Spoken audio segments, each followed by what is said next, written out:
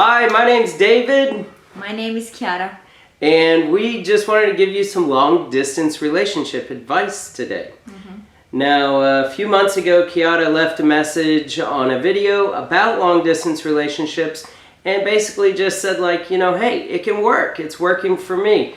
And it inspired 10,000 people to comment under her comment. And a lot of people have asked advice and tips and how's it going. So we just thought, you know what, let's just tell everyone our advice. So we, first of all, feel like there's two different kinds of long distance relationships. There's relationships where you meet someone in person and then move away, or you meet virtually online and then in person.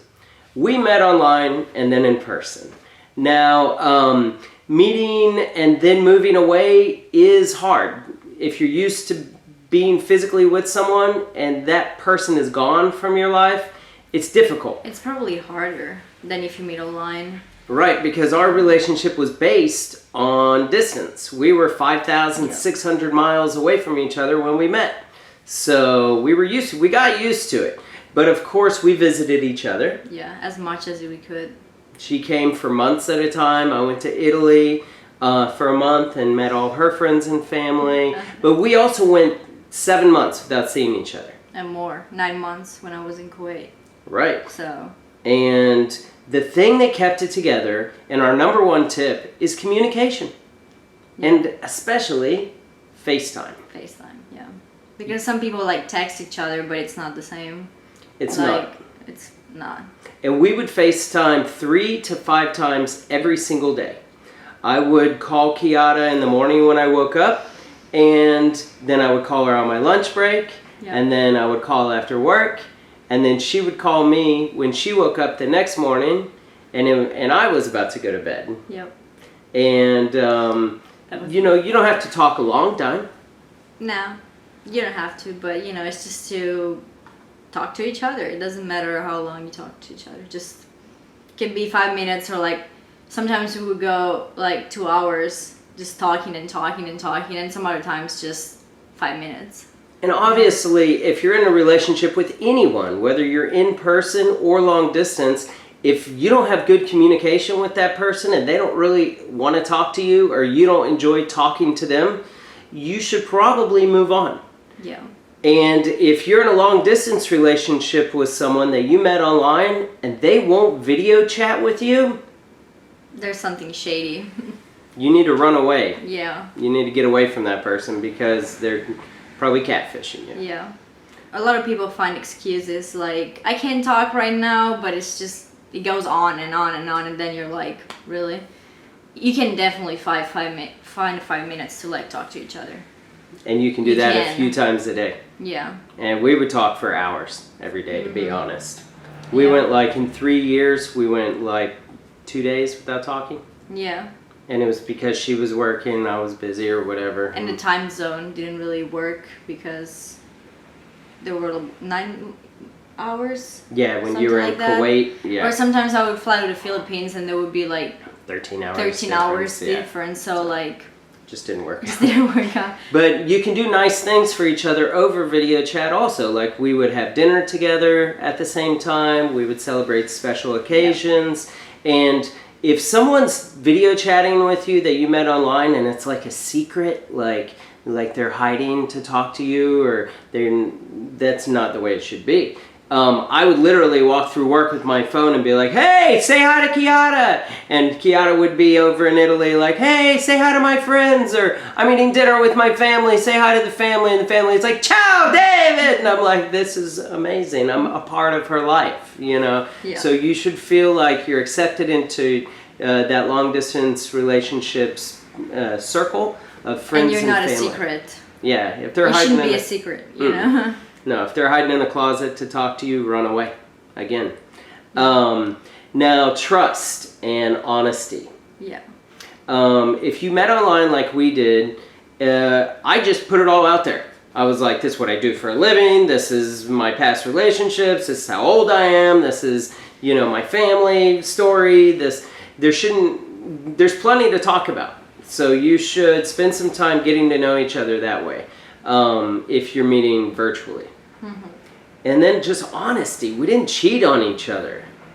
If you cheat on someone, save everyone a lot of trouble and just tell the other person. Again, honesty. Just be like, I met someone here. Yeah. Don't wait until that person flies 7,000 miles to see you, or 500 miles, or drives 3 hours to see you to tell them that you met someone. Or pretend you didn't meet someone. Which is even worse. Like, don't do that. No, save everyone some trouble. If you met someone where you're at, go be with that person. You know, it's better for you to tell someone and break their heart than to drag them through this long distance relationship pretending that you care about them, because that is 10 times worse. In the end, they're going to find out about your new relationship. They're going to find out how long you were with this other person. And they're going to be like, you talked to me for 5 months and didn't tell me about Susan? Okay, the other side of it is coronavirus. Okay, we realize that a lot of long-distance international relationships are completely jacked right now because people have travel restrictions, or their embassies are closed and they can't fill out paperwork that they need to do. We've heard horror stories about people flying for an embassy interview, and then they land and they go to the embassy and the embassy's closed because of COVID, and that was their only chance to go to that embassy interview for their visa to move or go to another country. And so we got extremely lucky. We got married on Valentine's Day, February 14th, 2020. And then 1 month later, on March 13th, everything shut down. All the courts, all the business, government business, everything, because of coronavirus.